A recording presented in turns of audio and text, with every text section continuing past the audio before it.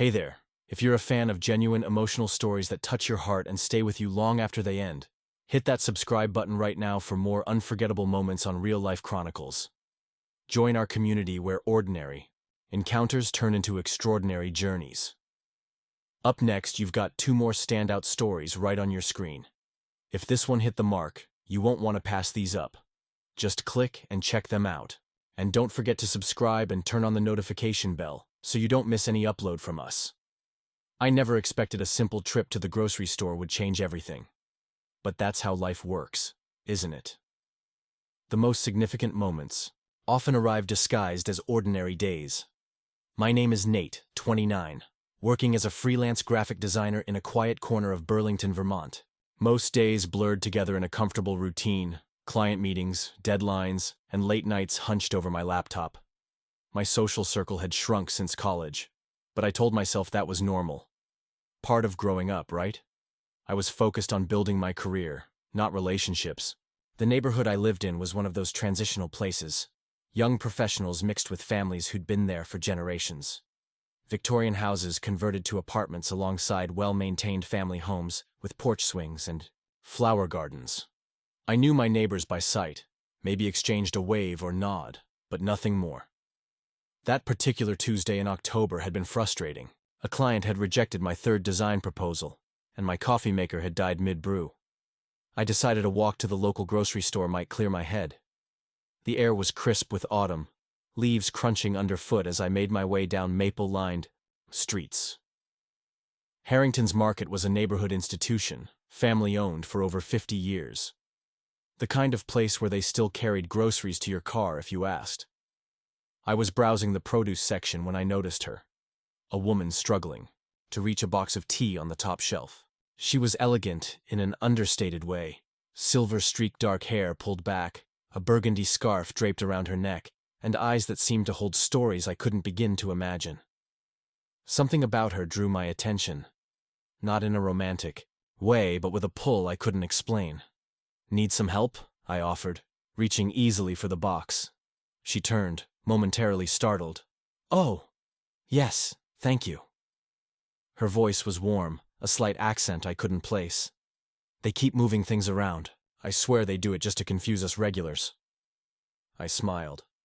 "I'm convinced it's a marketing strategy. Make us wander around looking for one thing, and we'll end up buying 10 we didn't plan on." She laughed, and something in that sound seemed to brighten the fluorescent-lit aisle. "I'm Diane," she said, extending her hand. "Nate.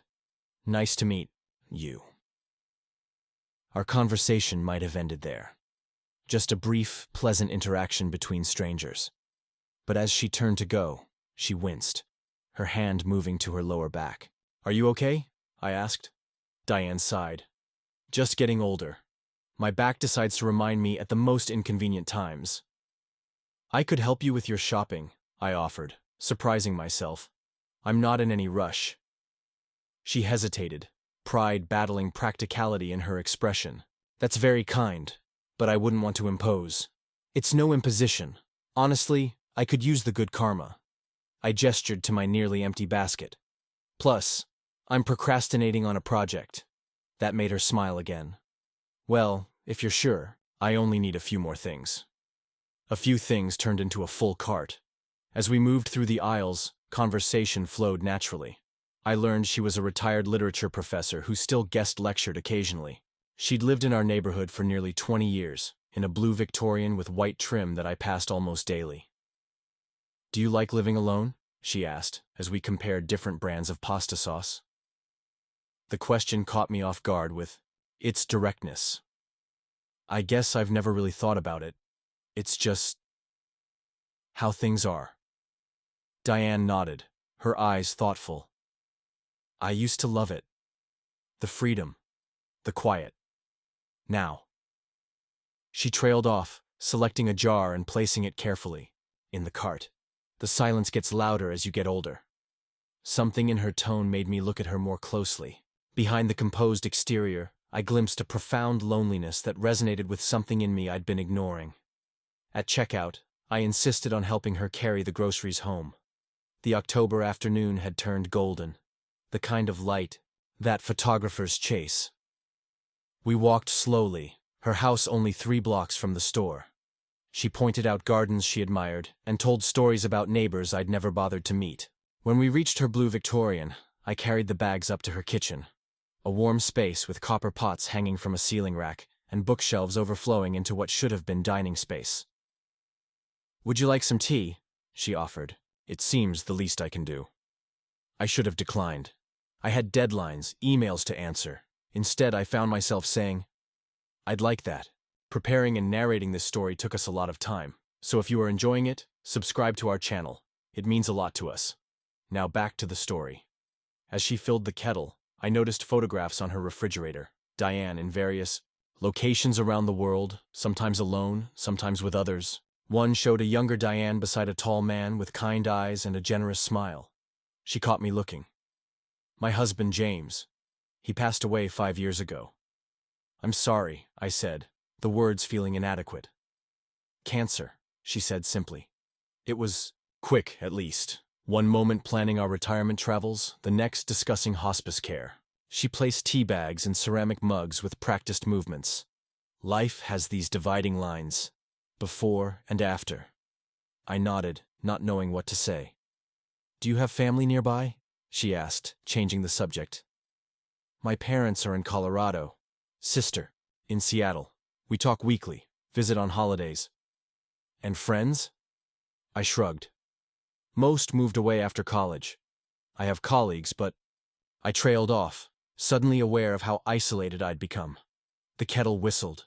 As Diane poured steaming water into our mugs, she seemed to be considering something.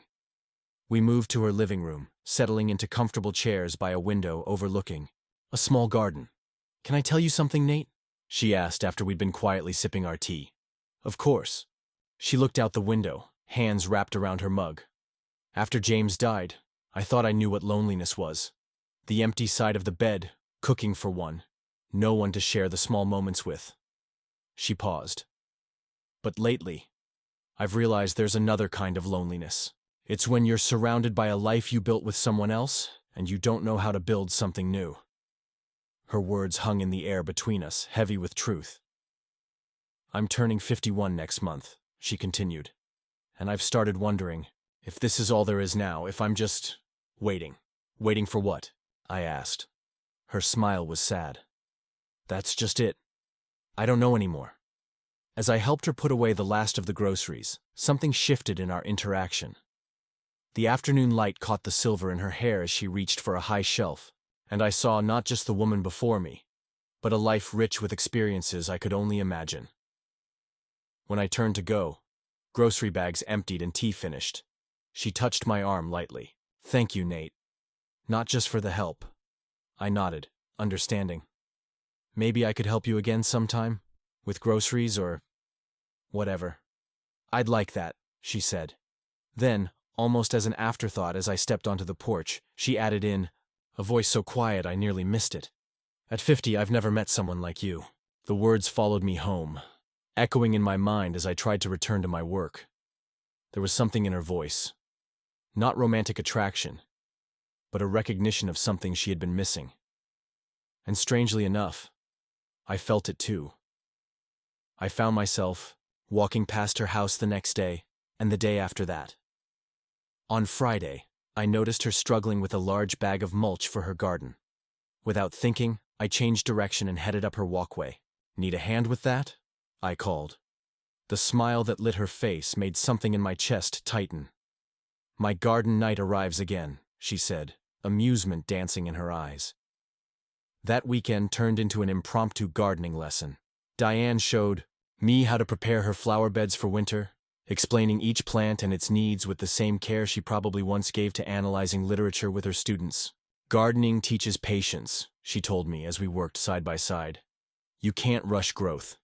You can only create the conditions for it and then wait." Over the next few weeks, a rhythm developed between us. I'd stop by with coffee on Saturday mornings. Sometimes we'd talk for hours. Other times we'd simply sit in comfortable silence as she read and I sketched in my notebook. She began inviting me for dinner once a week, teaching me to cook dishes I'd never attempted. "Everyone should know how to make at least one impressive meal," she insisted. guiding my hands as I learned to properly chop vegetables. It's a life skill. I started noticing changes in myself. I was sleeping better. My work had more focus. I began reaching out to old friends I'd lost touch with. Something about my connection with Diane was healing parts of me I hadn't realized were broken. But not everyone understood our friendship. My mother, during our weekly call, sounded concerned. A 50-year-old woman? What do you even talk about? Nate? Everything, I said simply. She listens in a way no one has in a long time. There was a pause. Just be careful, honey. People might get the wrong idea. I laughed it off, but her words lingered. Was there something strange about our friendship? I didn't think so, but I began to notice the curious glances from neighbors when Diane and I walked to the farmer's market together or sat on her porch with evening drinks. One afternoon, I arrived at Diane's house to find her sitting at her kitchen table, an opened letter in her hands, and tears streaming down her face. "What's wrong?" I asked, dropping my bag and moving to her side. She handed me the letter without speaking. It was from a publisher, rejecting a manuscript she'd submitted. I knew she'd been working on a novel. She'd mentioned it in passing but never shared the details. "They said it lacks authenticity," she said, voice tight with emotion. "That the relationships feel forced." I sat across from her, pushing a box of tissues her way. "I'm sorry, Diane." She wiped her eyes, frustration evident in the gesture. "I used to know how to write about life, about connections between people. Now I'm not sure I remember how any of it works." "Maybe." I hesitated, not wanting to overstep. "Maybe you could let me read it? I'm not a writer, but I could give you a reader's perspective." She looked uncertain. "It's not very good. Let me be the judge of that." That evening, sitting on her porch with glasses of wine, Diane handed me a printed manuscript. "No sugarcoating," she warned. "I need honesty." I took it home and stayed up most of the night reading. Her novel told the story of a widow rebuilding her life after loss, navigating unexpected friendships and rediscovering purpose. There was beauty in her words, but also a hesitancy, as if she was afraid to let her characters fully feel. The next day, I returned with the manuscript filled with notes and questions. We spent hours discussing character motivations and emotional arcs. As the afternoon sun slanted through her windows, casting long shadows across the floor, I realized how invested I'd become in her story, both the fictional one and her own. "Why did you become a writer?" I asked, as our conversation wound down. Diane leaned back in her chair, considering. "To make sense of things. To connect dots that seem unconnected." She smiled. "And because sometimes life is too big to hold without putting it into words." "I think that's why I design," I admitted. "It's about finding patterns, creating meaning from chaos." She reached across the table and squeezed my hand briefly. "We're not so different, you and I." As autumn deepened into winter, our friendship solidified into something I came to depend on. Diane became my confidant, offering perspective when I struggled with difficult clients or family expectations. I became her sounding board as she revised her novel, sometimes staying late into the evening debating character choices or plot points. But shadows began to appear in our peaceful routine. First came the letter from her doctor, routine tests showing abnormalities that required follow-up.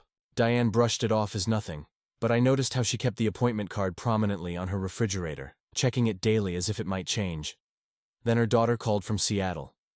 Lisa was 10 years older than me, with Diane's dark eyes but none of her warmth. I'd only met her once, briefly, when she'd visited in November. She'd been polite but distant, watching our interactions with an expression I couldn't read. "Mom," I overheard Diane saying on the phone one evening, as I arrived with takeout, "he's a friend.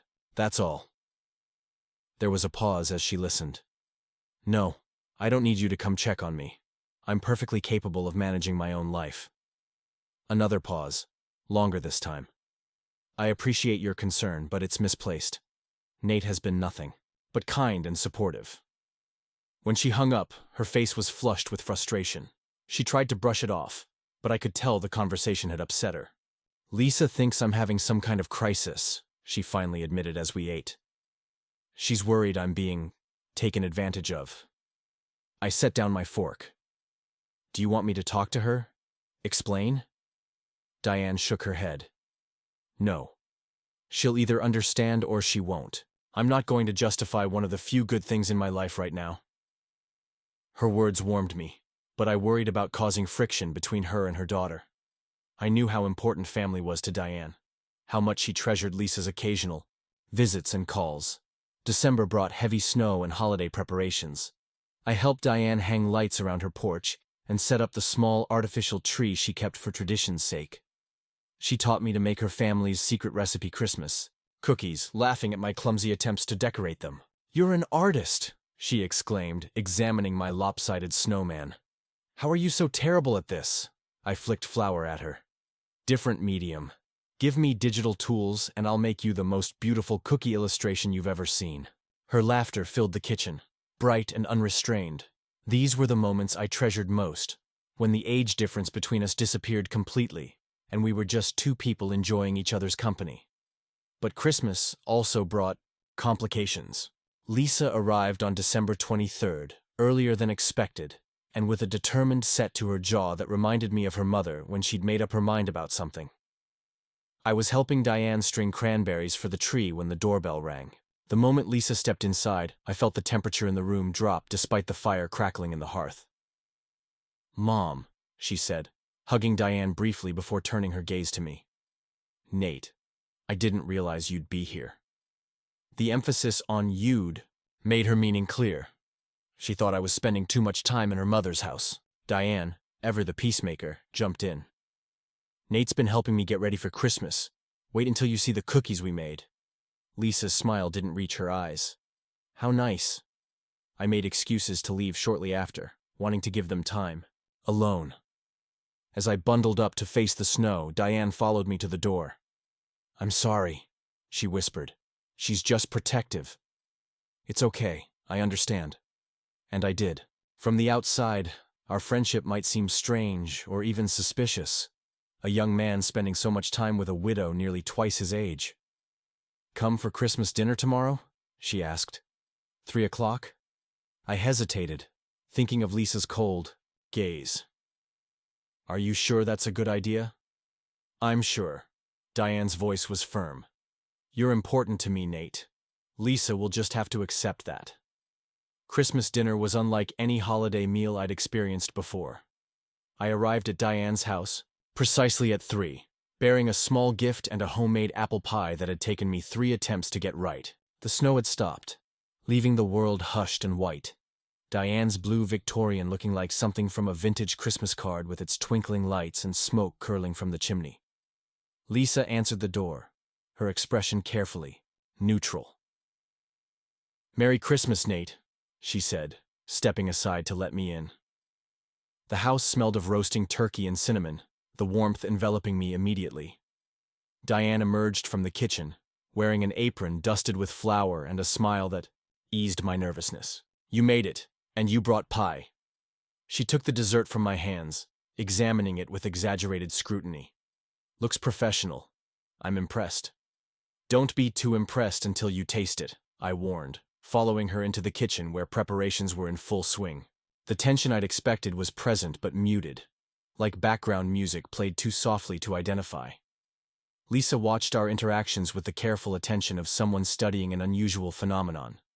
I did my best to be helpful without overstepping, aware of being a guest in what had always been a family celebration. Dinner itself was delicious. Diane was a remarkable cook when she put her mind to it.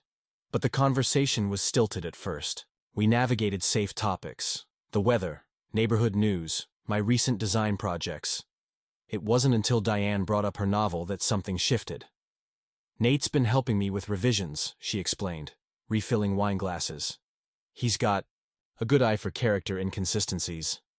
Lisa looked surprised. "Your novel? The one about Eleanor?"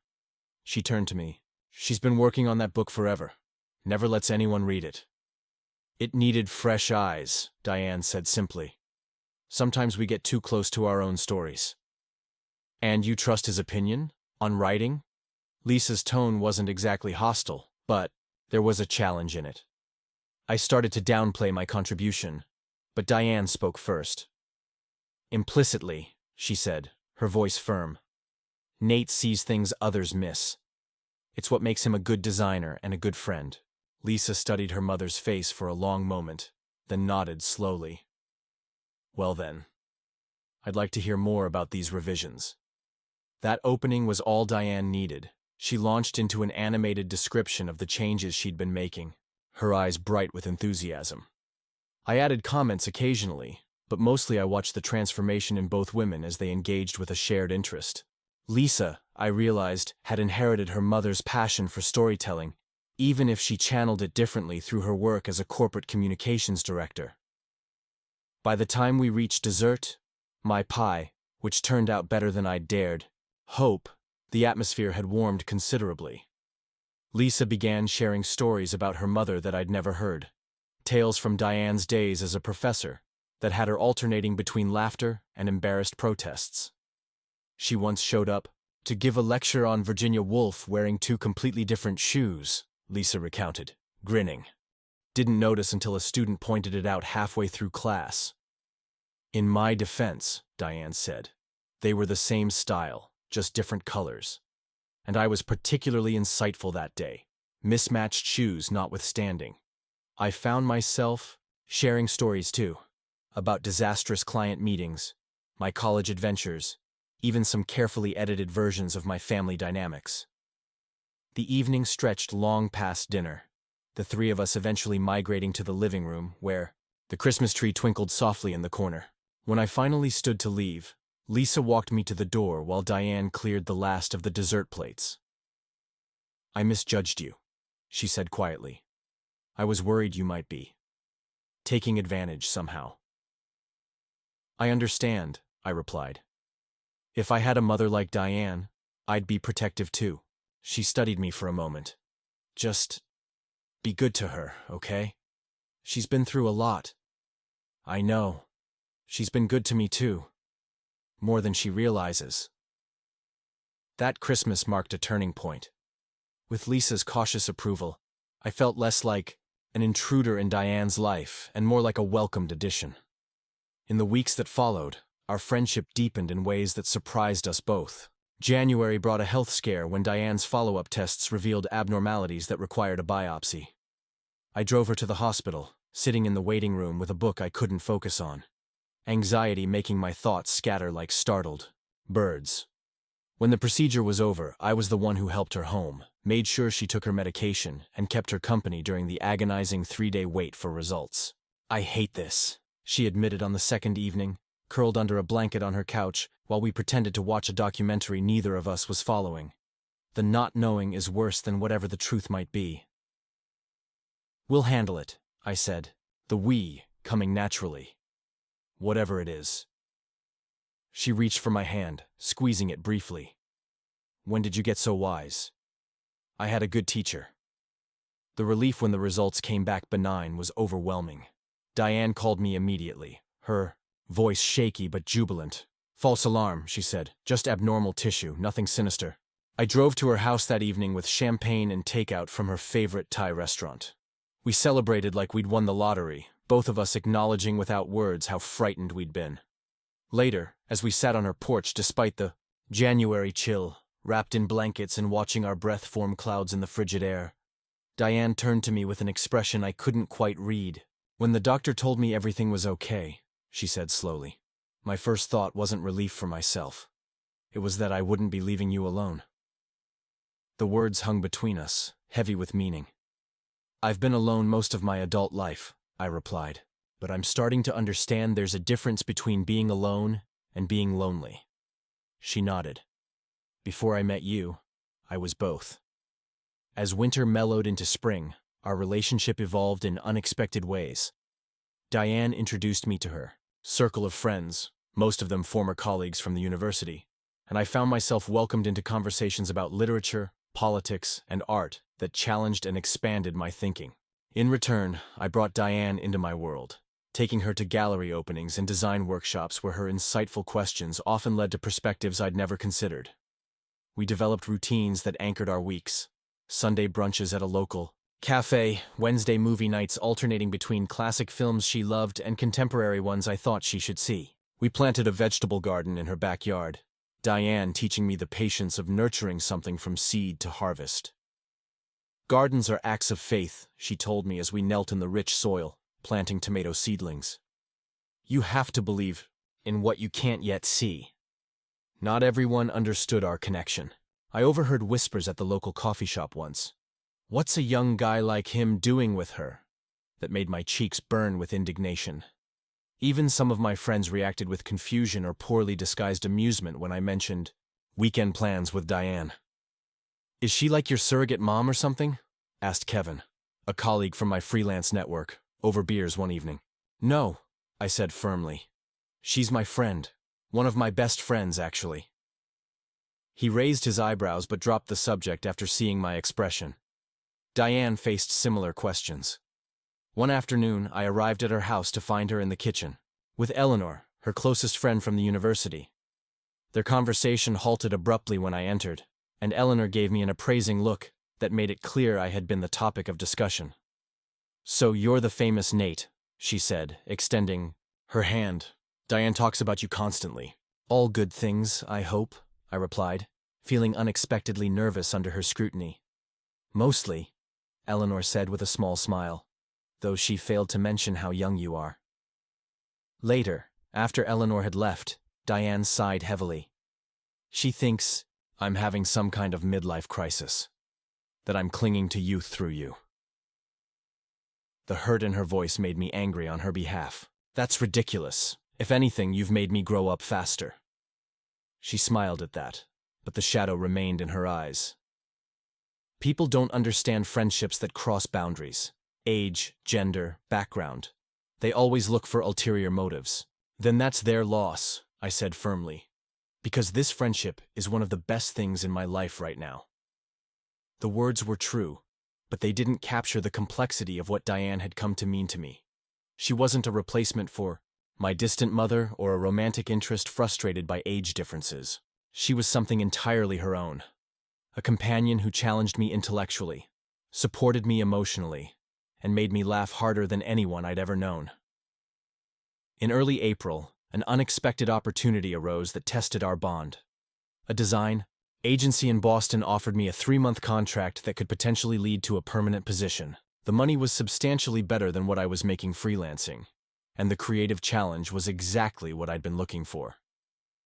You have to take it, Diane said immediately when I told her, her eyes bright with excitement for me. This is the break you've been waiting for. But I'd have to move to Boston, I said, the thought of leaving our comfortable routines making my stomach tighten. At least for the trial period. Boston's not that far, she pointed out. Just a few hours' drive. We can still see each other on weekends sometimes. Her practical response should have reassured me, but instead, it stung slightly. Had I overestimated what our friendship meant to her? Was she so easily able to imagine our connection maintained through occasional visits and phone calls? The night before I left for Boston, Diane hosted a small going-away dinner. Just the two of us, a bottle of good wine, and a meal she'd spent all day preparing. All my favorites from the months we'd spent cooking together. A proper send-off, she declared, raising her glass in a toast. To new adventures. I clinked my glass against hers, studying her face in the candlelight. She looked beautiful, her silver-streaked hair loose around her shoulders, her eyes reflecting the dancing flames. But there was something guarded in her expression, a careful control that hadn't been there in our most relaxed moments together. After dinner, as we sat in her living room with the last of the wine, the restraint between us finally broke. I'm scared, I admitted, the words coming out before I could stop them. Not about the job, about us. Diane set down her glass. What? About us? That we'll drift apart. That this connection we've built will fade when we're not seeing each other every day.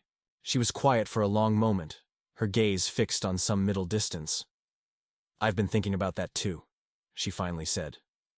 More than I should, probably. What do you mean? She turned to face me fully. I mean that at my age, I should know better than to become so attached to someone who's just starting their life. You're 29, Nate. You should be building a career, dating people your own age, creating the foundation for your future. not spending all your free time with a woman who's seen most of her opportunities come and go. That's not fair, I protested. To either of us. You make it sound like I've been sacrificing something by being your friend. Haven't you? No. God, no. I ran a hand through my hair in frustration.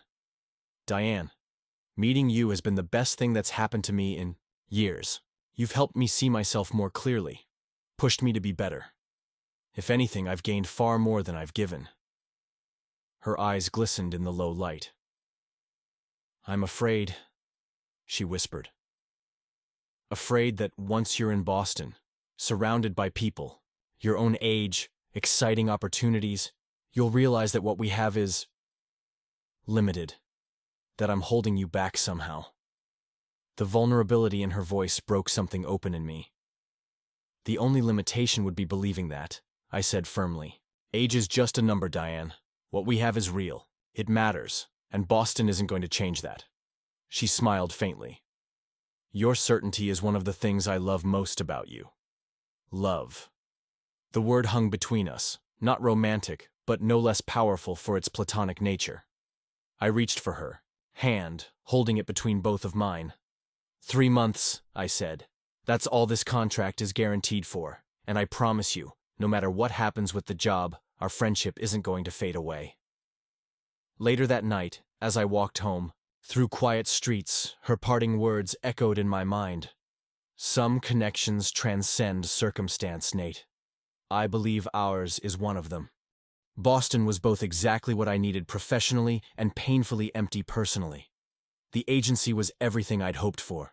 Creative, challenging, filled with talented people who pushed me to grow as a designer.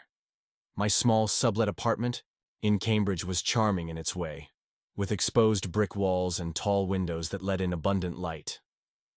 The city itself pulsed with energy and opportunities. And yet, I missed the quiet comfort of Sunday mornings with Diane. Missed our rambling, conversations that weaved from books to politics to personal philosophies. Missed the knowing looks we exchanged when something struck us both as absurd or profound. We talked nearly every day, phone calls, text messages, emails, sharing the minutiae of our separate lives. I sent her photos of interesting architecture I discovered on weekend explorations. She sent me updates on our vegetable garden and excerpts from her novel as she continued revisions. It wasn't the same as being there, but it bridged the distance. 6 weeks into my Boston sojourn, the call came that changed everything. I was working late at the agency, finalizing a presentation for an important client, when my phone lit up, with Diane's name. Hey, I answered, smiling at the familiar number.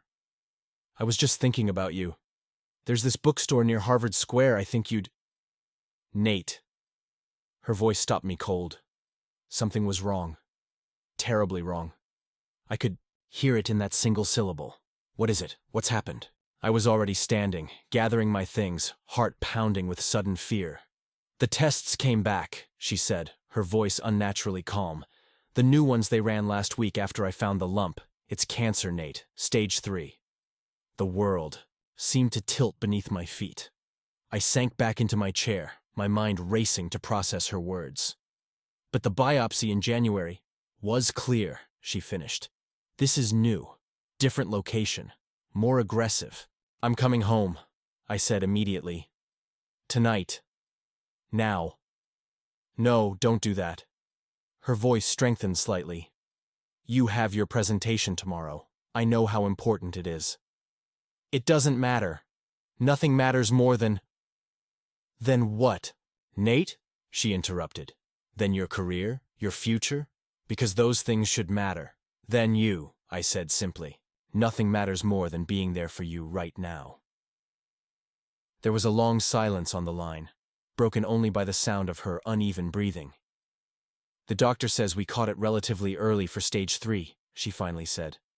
The prognosis is cautiously optimistic, but the treatment will be aggressive. Surgery, then chemo and radiation. When's the surgery? They want to do it next Wednesday. I'll be there Tuesday night, I promised. And I'm staying through the surgery and initial recovery. What about your job? They'll understand, and if they don't, then it's not the right place for me anyway. I arrived back in Burlington on Tuesday night as promised. taking a red-eye bus after my presentation. The agency had been surprisingly supportive once I explained the situation, offering flexible remote work arrangements for the next few weeks. Family emergencies take priority, my supervisor had said, and I didn't correct her assumption about Diane's relationship to me. In many ways, what we had was deeper than many family bonds I'd experienced. Diane's house looked the same as I remembered. Blue. Victorian against the backdrop of early spring, her garden starting to show the first hints of green. But crossing the threshold felt different. The air inside seemed heavier, charged with an unspoken tension that made my throat tight. "I'm here," I called out, setting down my hastily packed bag in the entryway. Diane appeared from the kitchen, a tentative smile on her face.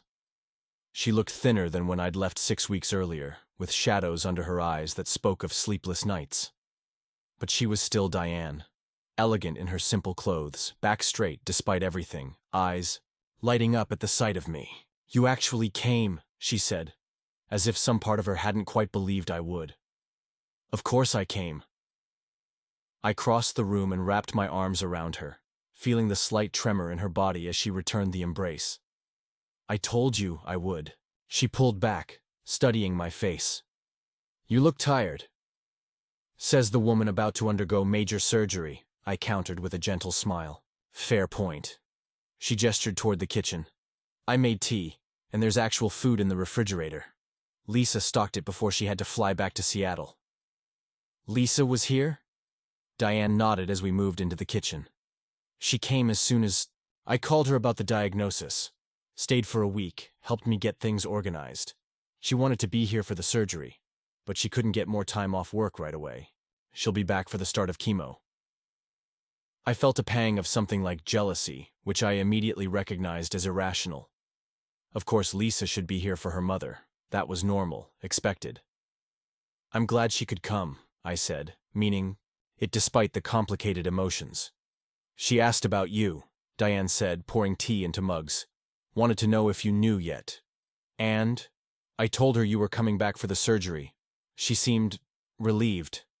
Diane handed me a mug, her fingers briefly touching mine. "I think she was worried I'd try to handle everything alone." "You don't have to," I said firmly. "Not any of it." That night, we talked until the small hours of the morning, sitting in her living room with the lights low. Diane shared everything. The doctors had told her, the type of cancer, the treatment plan, the statistics and probabilities that now governed her future. She spoke with a detached precision, as if discussing a character in one of her stories, rather than her own body. "They're removing the breast and nearby lymph nodes," she explained, hands wrapped around her third cup of tea. "Then we'll know more about whether it spread beyond what the scan showed." I listened, asking questions when appropriate, offering reassurance when possible, but mostly I just let her talk, understanding her need to process everything through words. That had always been her way. "The thing no one tells you about cancer," she said as the conversation wound down, "is how quickly it transforms you from a person into a patient. Suddenly your body isn't your own anymore. It belongs to doctors and nurses and technicians, all with their own agendas for it." "You're still you," I said quietly. "Cancer doesn't change who you are." She gave me a sad smile. "Doesn't it? I already feel different, like I've crossed some invisible line into another country where everyone speaks a language I'm still learning." I reached for her hand. "Then I'll learn it with you." The surgery went as well as could be expected. I spent the day in the waiting room, alternating between pacing the halls and attempting to work remotely on my laptop. Lisa called twice for updates, her worry evident even through the professional veneer she maintained. When the surgeon finally emerged, his expression was cautiously optimistic. "We got the tumor and affected lymph nodes," he explained. "Preliminary examination suggests minimal spread, but we'll know more when the pathology reports come back." Diane was groggy but alert when they finally let me see her, her face pale against the hospital pillows. A drain snaked from beneath the bandages, and her left arm was carefully positioned to avoid strain. "Hey, stranger," she whispered, her voice rough from the intubation. "Hey yourself." I took her right hand gently. "Doctor says you did great." "Did I?" Her eyes closed briefly. "I don't remember much after counting backward from 10. That's probably for the best." I smoothed a strand of hair from her forehead. How's the pain? Manageable, thanks to whatever they're pumping into me. She attempted a smile that didn't quite reach her eyes. I must look a fright. You look like someone who just won the first round of a tough fight, I said honestly, which is exactly what you did. Her eyes filled with tears. I'm scared, Nate. I know. I squeezed her hand. Me too. But we're going to get through this. The next few days were a blur of hospital visits, medication schedules, and careful monitoring of Diane's surgical site. She came home on Friday, moving gingerly into the house I'd spent hours preparing. Cleaning, rearranging furniture to make navigation easier, setting up a temporary bedroom on the first floor so she wouldn't have to tackle stairs. You didn't have to do all this, she said, looking around with amazement at the transformed living room. I wanted to, I replied simply. Besides, I had help. Eleanor had come through with meals for the freezer. Joe and Martha from next door had contributed extra pillows and a specialized wedge cushion that made sleeping more comfortable after chest surgery. Even the barista from Diane's favorite coffee shop had sent a care package of her preferred teas and a handwritten note. I didn't realize so many people cared, Diane said that evening as we sorted through the cards and small gifts that had accumulated. You touch more lives than you know, I told her. People remember kindness. The pathology reports came back the following week, bringing both relief and new anxiety. The cancer hadn't spread as far as feared, but it was an aggressive type that required equally aggressive treatment. Chemotherapy would begin in 3 weeks, once she had healed sufficiently from surgery. 6 rounds, Diane said, staring at the treatment plan the oncologist had given her. 1 every 3 weeks, then radiation daily for 6 weeks. I did the math quickly. So we're looking at about 5 months of treatment? She nodded, her expression distant. Assuming everything goes according to plan. Then we take it 1 day at a time, I said, trying to project a confidence I didn't entirely feel. 1 treatment at a time. That became our mantra in the weeks that followed. 1 day at a time. 1 small victory after another. Diane regaining enough strength to walk around the block. Managing a full meal without nausea. Writing a page of her novel without needing to rest. I worked remotely, splitting my time between Diane's house and my apartment. The agency in Boston was understanding, but increasingly pressured me to make a decision about the permanent position they were offering. We need someone on site for the long term, my supervisor explained during a video call. While we sympathize with your situation, we have to think about the team's needs. I promised a decision within 2 weeks, knowing already what my answer would be. Some choices, once faced, aren't really choices at all.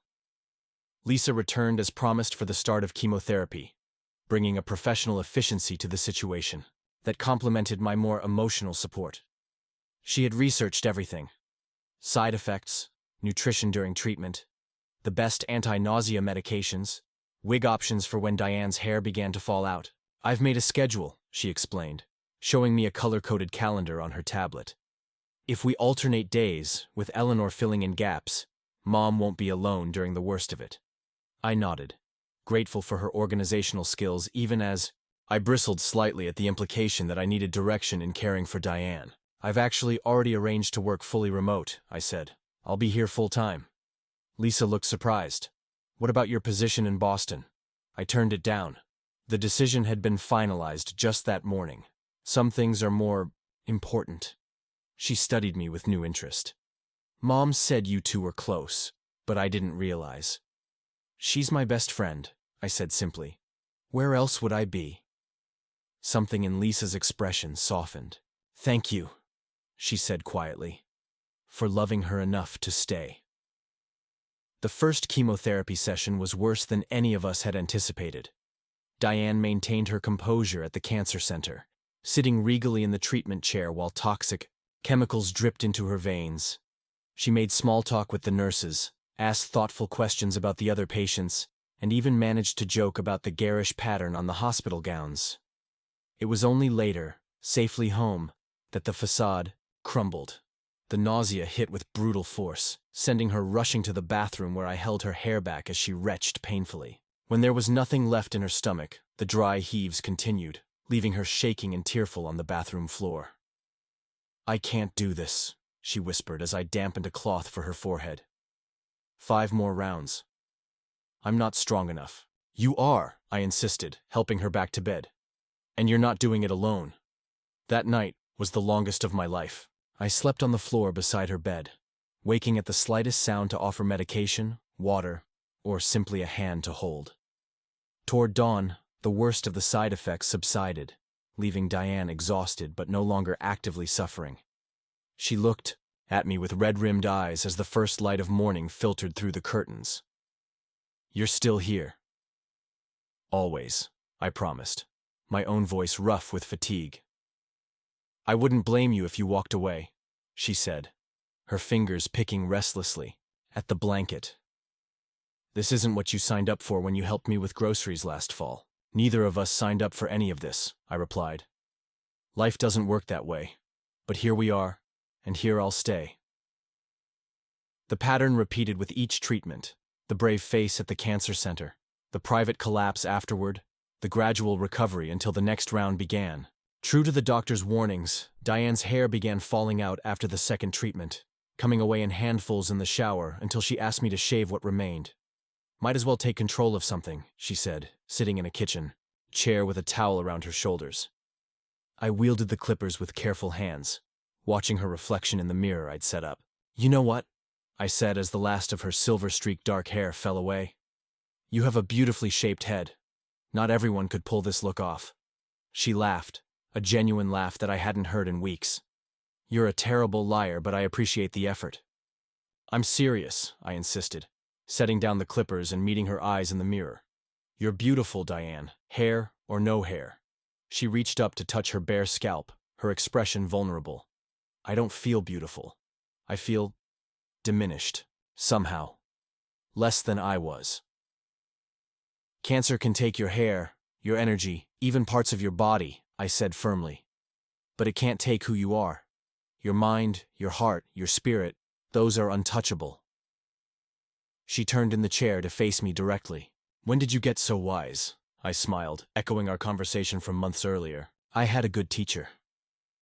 The weeks blurred together as spring melted into summer. Diane's good days became precious islands in a sea of difficult ones. On those days, we'd sit in her garden, now flourishing under the care of neighbors who had taken over its maintenance, and talk about everything except cancer. Her novel progressed slowly but steadily, the story evolving in ways neither of us had anticipated. "My protagonist is stronger than I first imagined her," Diane told me one afternoon as we reviewed her latest chapter. "She keeps surprising me." "Like her creator," I observed. "You're stronger than you think, too." On bad days, when the fatigue was overwhelming or the pain too intense, I read to her poetry, novels, even articles from scientific journals that sparked her curiosity. Sometimes she dozed while I read, but often she would stop me to discuss a particularly beautiful phrase or challenging idea, her mind still sharp and engaged even as her body struggled. Halfway through the chemotherapy regimen, we faced another crisis. Diane developed an infection that sent her back to the hospital with a dangerously high fever. For 3 terrifying days, I barely left her side, sleeping in a chair by her bed, advocating fiercely with doctors when I felt they weren't being attentive enough. Lisa flew in again, arriving haggard and frightened at the hospital where she found me arguing with a nurse about pain medication timing. "How is she?" she demanded, dropping her bag at her feet. "Stable now," I said, the adrenaline that had been sustaining me suddenly ebbing. "The antibiotics are finally working. Fever's down to 100. 1. Lisa studied my face. "And how are you?" The question caught me off guard. In the chaos of Diane's illness, few people asked about my well-being. "I'm fine," I said automatically. "You look like hell," she observed bluntly. "When was the last time you slept in a real bed? Or ate something that wasn't from a vending machine?" I couldn't remember. "Go home," she ordered. "Shower, eat a proper meal, sleep for at least 6 hours. I've got this shift." I started to protest, but she cut me off. "Mom needs you at your best, not running yourself into the ground. Self-care isn't selfish, Nate. It's necessary." Her words echoed in my mind as I reluctantly left the hospital. Self-care isn't selfish. It was something Diane herself might have said, and the realization made me smile despite my exhaustion. That night, after following Lisa's instructions, I returned to the hospital refreshed and clear-headed. Diane was awake, looking slightly better than the day before. Her eyes brightened when I entered the room. "There you are," she said. "Lisa told me she sent you home to rest." "She's bossy," I replied, taking my usual seat beside the bed. "Must run in the family." Diane's laugh was weak but genuine. "She says you haven't left the hospital in days. I wanted to be here if you needed anything." She reached for my hand. "What I need is for you to take care of yourself, too. This journey is a marathon, not a sprint." That's what Lisa said, more or less. Smart woman, my daughter. Diane's expression grew serious. "Nate, I need to know you're not putting your life on hold indefinitely for me. I'm not your responsibility." "You're not a responsibility," I corrected. "You're a choice. Every day, I choose to be here. But your career, your future, are still happening," I interrupted gently. "Just differently than I planned. I'm freelancing again, building my client base, and I'm learning things about myself through all this that no job could teach me." She looked skeptical. "Like what?" "Like how much stronger I am than I thought. How deeply I can care about someone. What really matters when everything else is stripped away." I squeezed her hand. "You're teaching me how to live, Diane. Even while you're fighting for your life." Tears filled her eyes. That might be the nicest thing anyone has ever said to me. The infection proved to be a turning point. Though it delayed her treatment schedule, once Diane recovered, she approached the remaining chemotherapy sessions with renewed determination. "I've come this far," she told me before her 4th treatment. "I'm going to finish this fight." And she did, completing the full course of chemotherapy, just as autumn began painting the Vermont landscape in brilliant reds and golds.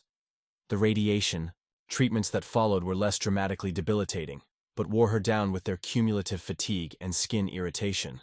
Still, she persevered, marking off each day on a calendar with quiet satisfaction. On the last day of radiation treatment, I surprised Diane with a small celebration. Nothing extravagant. Her energy was still limited, and large gatherings overwhelmed her, but meaningful nonetheless. When she walked through her front door that afternoon, she found the living room transformed with soft lights, her favorite music playing, and a small gathering of the people who had been her pillars throughout the ordeal. Eleanor was there with a bottle of non-alcoholic champagne. Lisa had flown in for the weekend, bringing a scrapbook she'd created documenting Diane's journey. Joe and Martha from next door brought a homemade cake decorated with the words "Warrior Queen" in purple icing. Even Diane's oncologist, Dr. Chen, had stopped by briefly to deliver flowers and congratulations. "What is all this?" Diane asked, her eyes wide as she took in the scene. "A milestone celebration," I explained, guiding her to the seat of honor we'd prepared. "The end of active treatment deserves recognition." "But I'm not done yet," she protested weakly. "There's still hormone therapy, follow-up scans." "True," Dr. Chen interjected with a gentle smile. "But completing radiation is a significant achievement, Diane. Allow yourself to acknowledge how far you've come." As the small group toasted her courage and perseverance, I watched Diane's face. The months of treatment had changed her physically. She was thinner, her once silver-streaked hair now growing back in soft gray fuzz, fine lines etched more deeply around her eyes. But there was something new in her expression too, a hard-won wisdom and strength that transcended the physical changes. Later, after the others had gone and we sat together on her porch watching the sunset paint the sky in brilliant oranges and pinks, she turned to me with tears in her eyes. "Thank you," she said simply, "for everything." I shook my head. "You did all the hard parts. Not alone." She reached for my hand, her fingers thinner but her grip still strong. "I couldn't have done this without you, Nate." "Yes, you could have," I countered. "You're the strongest person I know. Strong doesn't mean solitary." Her gaze was steady, intense. "Before I met you, I thought being independent meant handling everything alone. You taught me that true. Strength sometimes means letting others help carry the load. The words settled between us, weighted with truth. We sat in comfortable silence as darkness fell, neither feeling the need to fill the space with unnecessary conversation.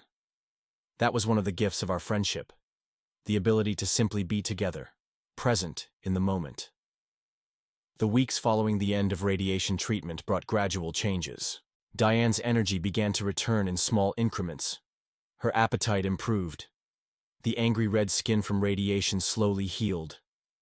She started taking longer walks, first around the block, then to the park several streets away, and finally, all the way, to the local coffee shop where she proudly ordered her own drink for the first time in months. "Small victories," she said, raising her cup in a toast as we sat at an outdoor table on a crisp October day. "They add up."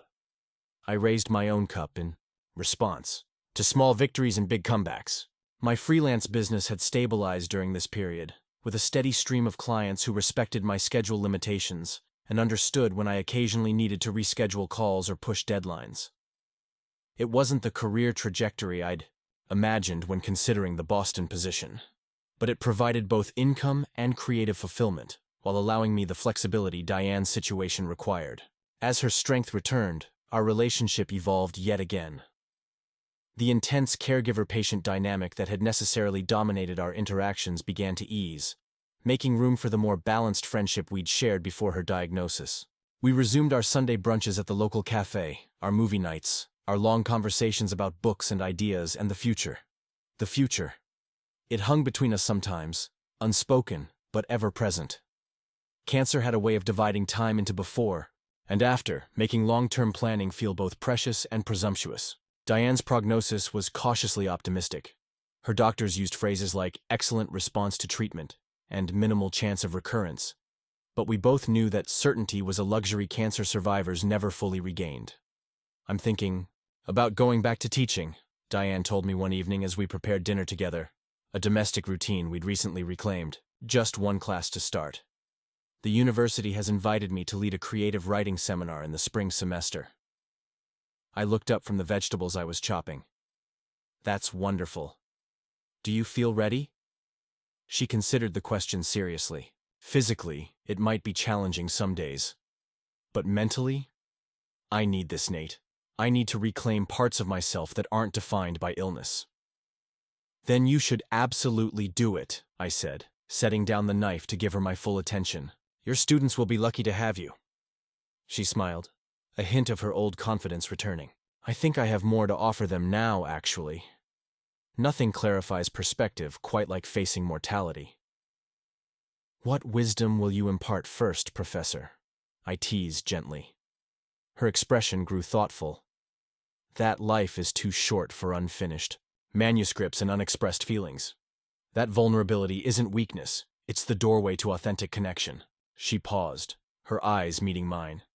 "That sometimes the most unexpected friendships become the most essential." The air between us seemed to thicken with unspoken emotion. In that moment, I felt an overwhelming urge to tell her everything she meant to me, how profoundly she had changed my life, how much richer my world was with her in it. But the words felt too big, too important to rush. Instead, I simply nodded. "Those are lessons worth teaching." November brought a new milestone. Diane's novel was finally complete. After countless revisions, late-night editing sessions, and passionate debates about character motivations, she printed the manuscript and held it in trembling hands. "I can't quite believe it's finished," she said, staring at the stack of paper that represented years of work. "Now comes the terrifying part." "Letting it go into the world?" I guessed. She nodded. "What if no one wants it? What if all this work was for nothing?" "It wasn't for nothing," I said firmly. "You wrote the story you needed to write. That has value regardless of what happens next." But Diane's fears proved unfounded. With encouragement from both Lisa and me, she submitted the manuscript to a literary agent who specialized in literary fiction. To our collective amazement, the response came quickly and enthusiastically. "They want to represent me," she announced one morning, her voice shaking. As she read the email aloud, "They say it's emotionally resonant and beautifully crafted, and they believe it has significant commercial potential." The joy on her face in that moment was something I will never forget. Pure, uncomplicated happiness untainted by thoughts of illness or limitation. We celebrated with a proper bottle of champagne this time, toasting to new beginnings and dreams fulfilled. As Diane's professional life blossomed, I found myself at a crossroads. My freelance business had grown to the point where I needed to either start turning down clients or expand in some way. Several of my regular clients had suggested I consider bringing on additional designers to handle the overflow work. "You could build an actual agency," suggested Kevin, my former colleague who had become both friend and occasional collaborator. "You've got the talent and the client relationships. All you need is the vision and infrastructure." The idea was both exciting and terrifying. Building a business meant putting down roots, making commitments, planning for a long-term future in Burlington. It meant choosing this life, the one I'd stumbled into rather than planned. I discussed it with Diane one snowy December evening as we decorated her Christmas tree, a real one this year rather than the artificial version she'd used during treatment, when her energy and immune system couldn't handle the real thing. "What's holding you back?" she asked, carefully hanging a delicate glass ornament that had belonged to her grandmother. "You've already proven you can manage multiple clients and projects." I carefully strung lights around a branch before answering. "Commitment, I guess. Once I take on employees, lease office space, create a formal business entity, there's no easy way to change course." "And you're not sure if Burlington is where you want to be long-term?" Her voice was carefully neutral, but I caught the slight tension in her shoulders. "Actually, that's the one thing I am sure about," I admitted. "I love it here. I love the community, the pace of life, the balance I've found." I paused, gathering courage. "I love the life I've built here. With you." She turned to face me fully, a complicated emotion in her eyes. "Nate, I don't want you making life decisions based on me. I'm 60 years older than you." 50, I corrected with a smile. "And why not? People build lives around relationships that matter all the time. Because I want you to have a full life, one that includes everything you deserve. Career fulfillment, yes, but also a partner, maybe children someday. All the experiences someone your age should be looking forward to." I set down the strand of lights and moved closer to her. "First of all, I am having a full life, fuller than it's ever been, actually. And second, who says I can't have all those things and still have you as a central part of my world? I just don't want you to look back someday with regrets," she said softly. "To feel like you limited yourself because of an obligation to an old woman who once had cancer." The description was so far from how I saw her, so distant from the vibrant, complex person who stood before me, that I actually laughed. "Is that really how you see yourself? An old woman who once had cancer?" She flushed slightly.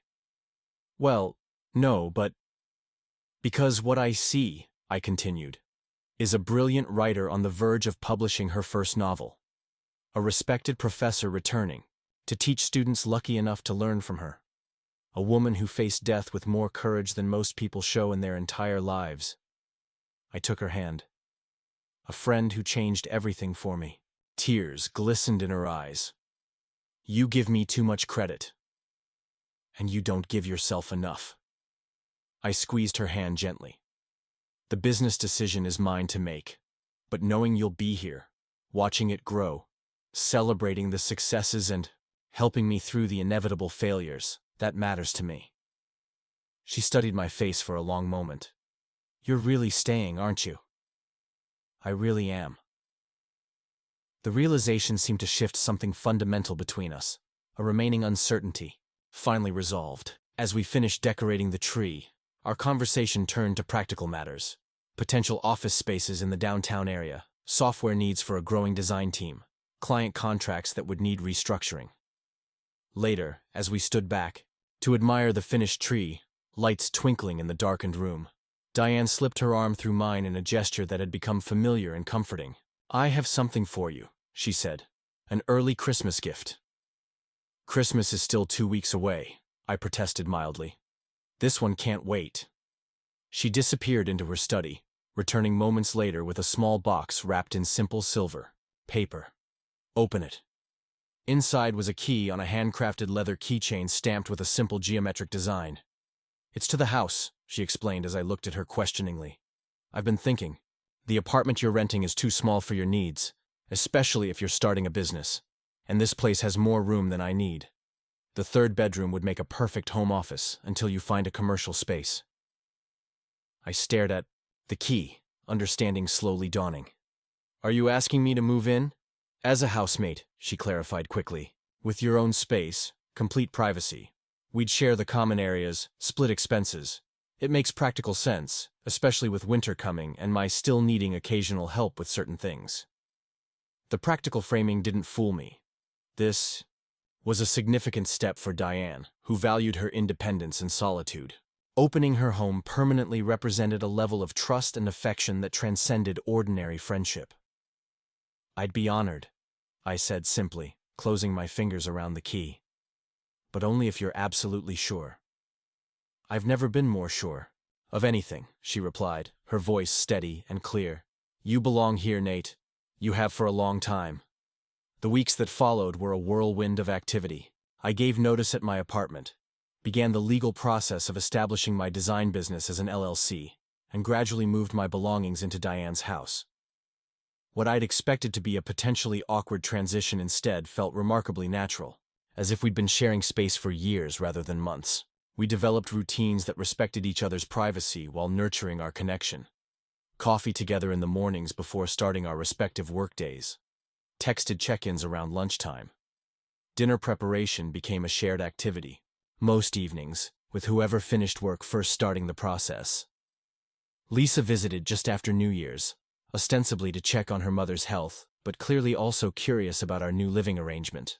I gave her space to talk privately with Diane, making myself scarce by spending a day setting up my new downtown office space. "She approves," Diane told me that evening after Lisa had gone to bed. "She says you bring out a side of me she hasn't seen in years." "Is that a good thing?" I asked, genuinely curious. Diane smiled. "Apparently I laugh more now, and I'm less stubbornly self-sufficient to the point of isolation." Her words, not mine. "High praise from Lisa," I observed, knowing how protective she remained of her mother. "The highest," Diane agreed. She also said something that surprised me. She said she doesn't worry about me anymore knowing you're here. The trust implicit in that statement humbled me. I'll try to be worthy of that confidence. As winter gradually softened toward spring, Diane and I settled into our shared life with an ease that surprised us both. My business grew steadily, with 2 junior designers joining the team by March. Diane's novel moved through the publication process, with an anticipated release date in the fall. She returned to teaching, her creative writing seminar quickly becoming one of the most sought-after courses in the department. Life wasn't perfect. Diane still had difficult days when fatigue overwhelmed her or anxiety about cancer recurrence darkened her thoughts. I struggled with the pressures of entrepreneurship and occasionally questioned whether I was truly equipped to lead a growing business. We had disagreements about household matters, schedule conflicts, moments of irritation, and miscommunication like any 2 people sharing space. But underneath it all ran a current of profound gratitude and connection that sustained us through the challenges. We had both been given a second chance. Diane at life itself, me at creating a life with greater meaning and depth than I'd ever imagined possible. On a bright April morning, almost exactly a year after Diane's cancer diagnosis, we walked together to Harrington's Market.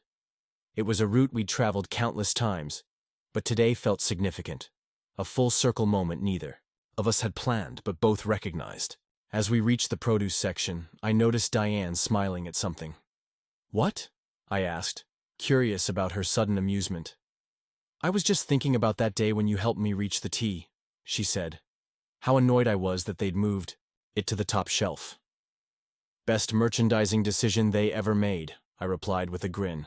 She laughed, the sound free and unburdened in a way it hadn't been for a long time. "Did you ever imagine we'd end up here? When you offered to carry my groceries that day?" "Not specifically," I admitted. "But I knew there was something special about you, something I wanted to understand better. And now?" She tilted her head, studying me with those perceptive eyes that had seen me more clearly than anyone ever had. Now, I understand that some connections defy explanation, I said.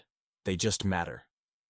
As we continued shopping, moving through the store with the comfortable rhythm of people who know each other's preferences and habits, I found myself reflecting on everything that had changed in a year. My career, my living situation, my priorities and perspectives, all transformed by this unexpected friendship. Later, as we carried our groceries home together, Diane paused at the corner where our street began. The spring sunshine illuminated her face, highlighting the renewed health in her complexion and the quiet confidence in her expression. "I have something to tell you," she said, setting down her bags for a moment. "Should I be worried?" I asked, only half joking. She shook her head. "My latest scans came back yesterday. I was waiting for the right moment to share the results." My heart froze. "And?" "Complete remission," she said, her voice catching slightly. "No evidence of disease anywhere." Relief flooded through me with such force that I had to set down my own bags. Without thinking, I pulled her into a tight embrace, lifting her slightly off the ground in my enthusiasm. "Careful," she laughed as I set her back down. "I'm still an old lady, remember?" "No," I said firmly. "You're Diane. Writer, professor, cancer survivor, and the best friend I've ever had. Age is just a number that has nothing to do with who you really are." She looked at me for a long moment, her expression softening. "You know what I realized recently? When I said at 50, I've never met someone like you that day. I wasn't just talking about your kindness or willingness to help a stranger. What did you mean?" "I meant I'd never met someone who saw me so completely. Not as an age or a role or a set of expectations. Just as myself." She picked up her grocery bags again, a small smile playing at her lips. It's a rare gift being truly seen. As we walked the final block to our shared home, I thought about all the ways Diane had seen me too. My potential, my fears, my capacity for growth and connection. How that recognition had transformed everything. "The feeling is mutual," I said as we reached our front porch. "Being seen by you changed my life." She smiled, the afternoon light catching the silver in her now regrown hair. "Then I guess we're even." But we both knew it wasn't about keeping score or measuring contributions. What we had built together transcended such calculations. It was about two people who had found each other at exactly the right moment, creating a connection that defied conventional categories and expectations. A connection that, against all odds, had become the foundation for a life neither of us could have imagined before that chance meeting in a grocery store aisle, when a simple offer to help reach something high became the first step on an extraordinary journey neither of us had planned but both now treasured beyond measure. As summer approached, Diane's novel moved into the final stages of publication. The advance reader copies arrived on a warm June morning, delivered in a plain cardboard box that sat unopened on our kitchen table for nearly an hour, while Diane circled it cautiously. "It's not going to bite you," I teased, sipping my coffee while watching her internal struggle play out across her expressive face. "Once I open it, it's real," she explained, running her fingers along the box's sealed edge. "All those years of work, all those drafts and revisions, everything that happened during the writing, it's all contained in there, transformed into something physical that other people will read." I understood her hesitation. This wasn't just a professional milestone, it was deeply personal. The novel she'd completed during her cancer treatment wasn't merely a story, it was a testament to her resilience, a creative act of defiance against mortality itself. "Would you like me to open it?" I offered. She considered this, then shook her head. "No, I need to do this myself." With a deep breath, she broke the seal and folded back the cardboard flaps.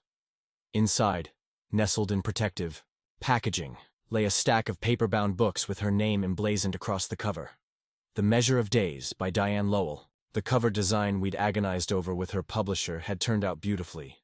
A minimalist illustration of an hourglass with soft watercolor blooms spilling from its lower chamber instead of sand. Diane lifted one copy reverently, her fingers trembling slightly. "It's beautiful," she whispered. "Just like its author," I replied, moving to stand beside her. "Congratulations, Diane. You did it." She looked up at me, eyes bright with emotion. "We did it." I couldn't have finished without you. I started to demur, but she stopped me with a gentle hand on my arm. I mean it, Nate. Your feedback shaped this book. Your encouragement kept me writing on days when I wanted to give up. Your belief in me made this possible.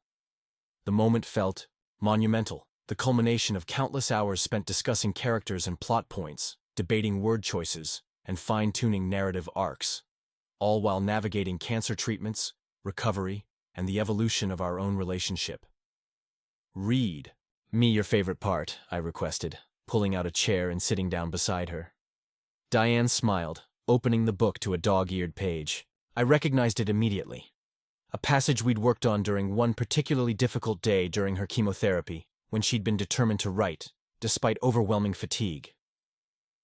Time, I've learned, is not a straight line but a spiral, she read, her voice gaining strength with each word. We circle back to the same lessons, the same fears, the same joys, but never at exactly the same point. With each revolution, we stand in a slightly different place, seeing with eyes that have witnessed more, hearts that have expanded through loving and breaking and mending. She paused, looking up to meet my gaze. And in this way, even our suffering becomes valuable, not because pain itself has merit, but because it alters our perspective, shifting the light by which we see everything else. The words resonated in the quiet kitchen, more powerful now in their final, polished form than they had been in draft. They captured something essential about Diane's journey, and my own alongside her. It's perfect, I said simply. That evening, we hosted a small celebration dinner. Eleanor came, of course, bringing an expensive bottle of wine she'd been saving for a special occasion. Lisa flew in from Seattle with her husband Daniel, whom I was meeting for the first time. Kevin and his wife joined us, along with several of Diane's colleagues from the university and her agent, who'd made the trip from New York specifically for this gathering.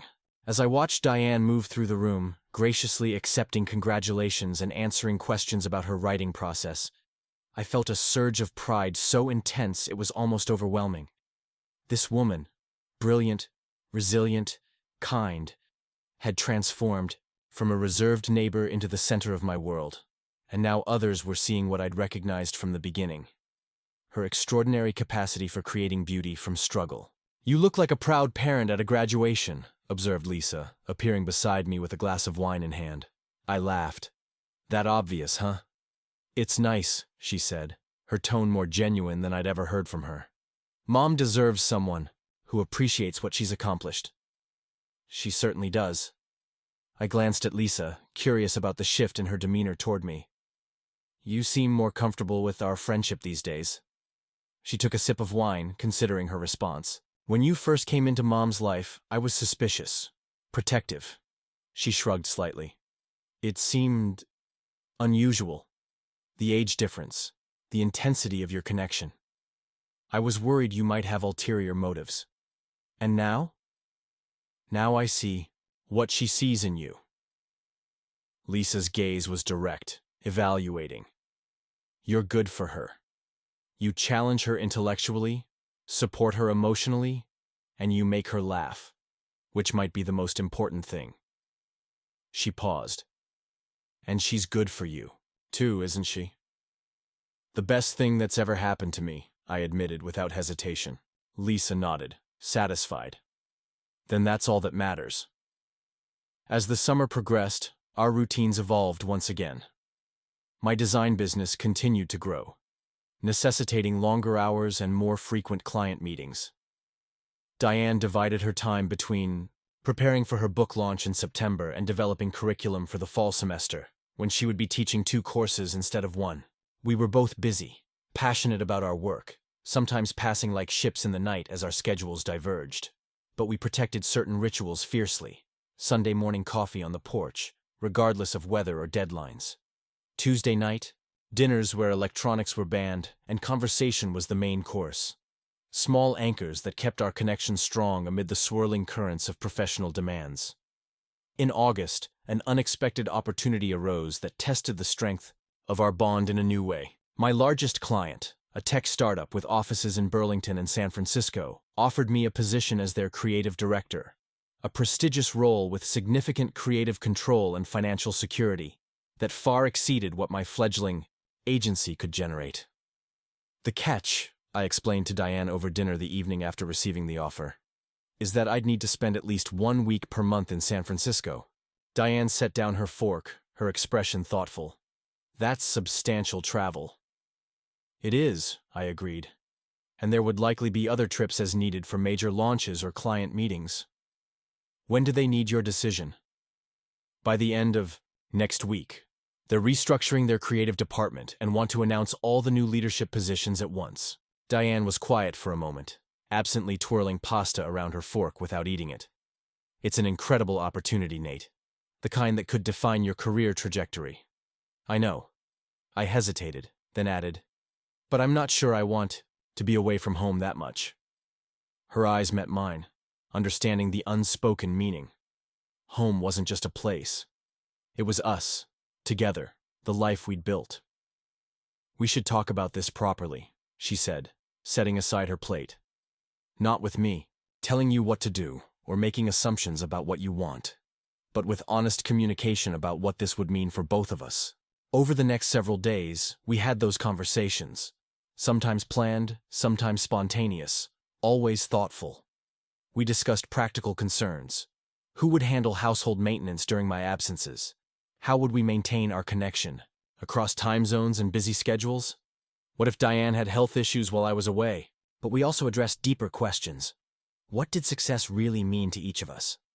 How did we define security, financially, emotionally, relationally? What were we willing to sacrifice for professional advancement, and what was non-negotiable?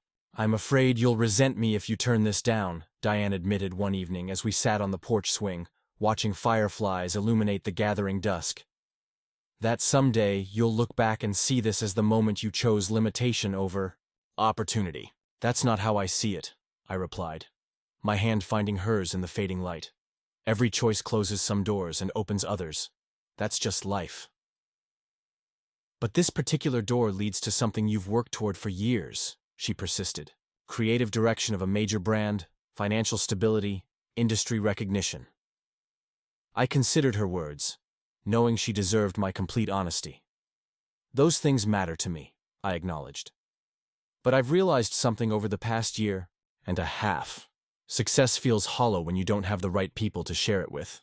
You'd still have me, she pointed out. Just with more frequent flyer miles between us sometimes. It's not just about physical presence, I explained, struggling to articulate feelings I was still processing myself. It's about the kind of life I want to build. One with depth rather than breadth. Quality over quantity. I squeezed her hand gently.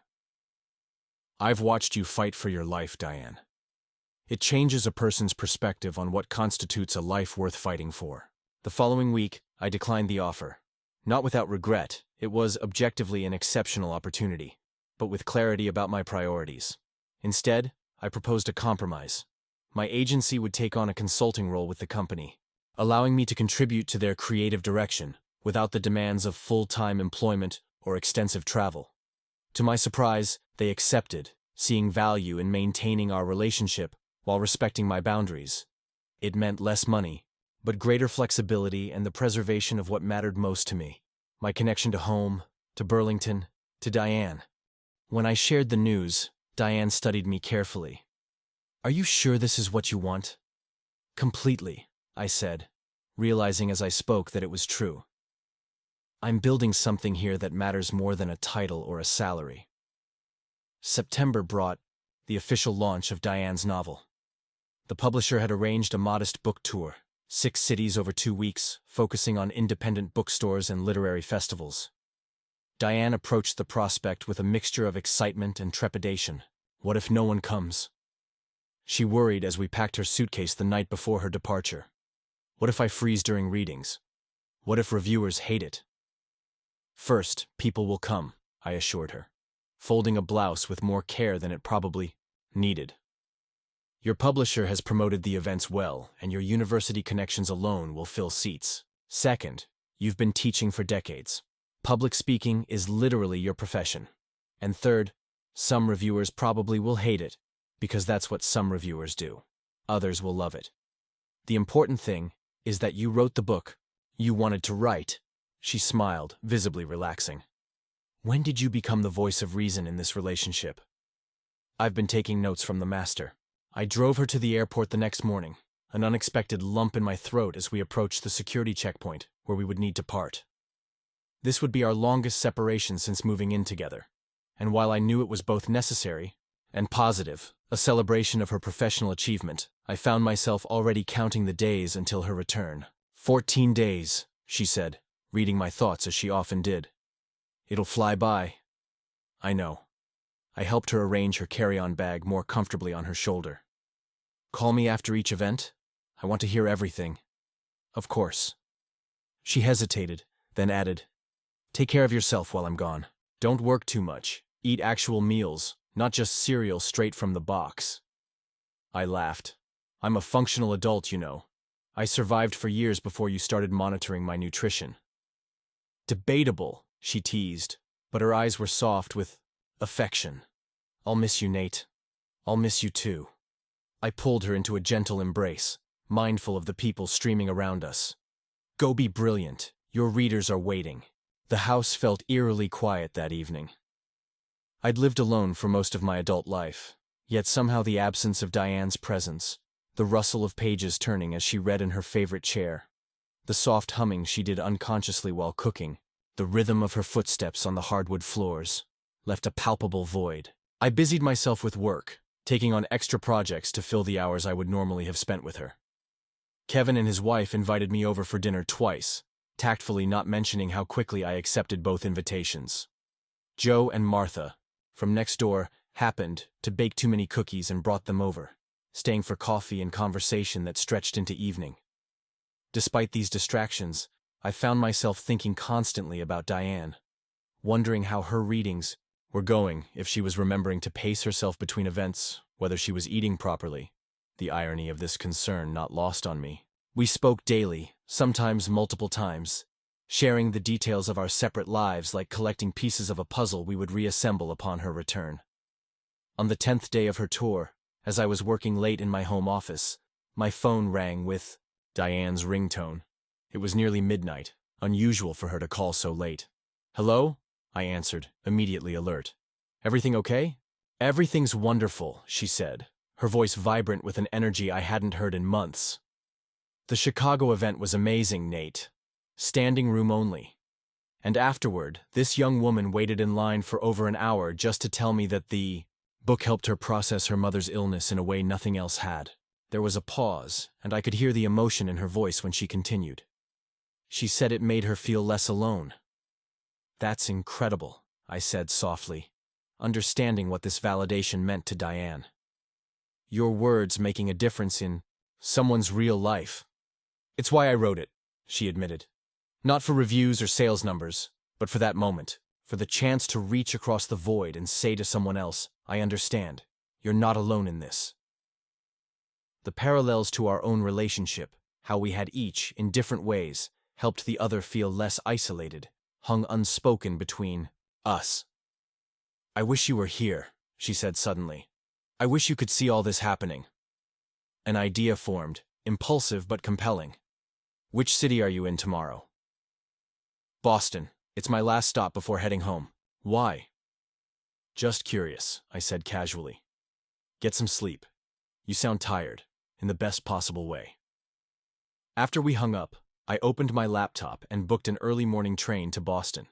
The surprise on Diane's face when I slipped into the back of the bookstore just as her reading began was worth every minute of the 3-hour journey.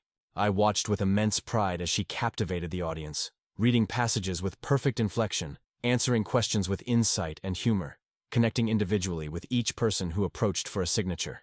When the event finally wound down, she made her way to where I stood, shaking her head in amazement. I can't believe you're here. I couldn't miss your grand finale, I said simply. You were magnificent, by the way. She brushed off the compliment with a small gesture, but I could see how pleased she was. Having you here makes it complete somehow.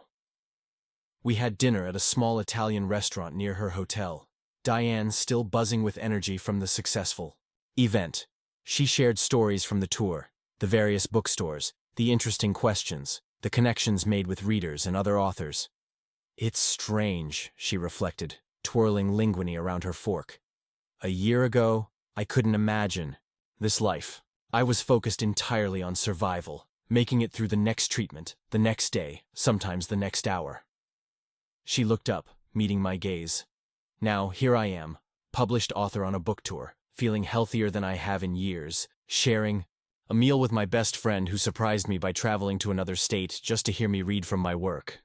Life is full of unexpected turns, I observed. Some devastating, some miraculous. And some that start with reaching for a box of tea, she added with a smile. The next day, we traveled home together, both exhausted but content. As our train approached Burlington, Diane leaned her head against my shoulder, her voice soft with approaching sleep. "Thank you for coming to Boston," she murmured. "It meant everything to have you there." I pressed a gentle kiss to the top of her head, a gesture of affection that had become natural between us. I wouldn't have missed it for anything.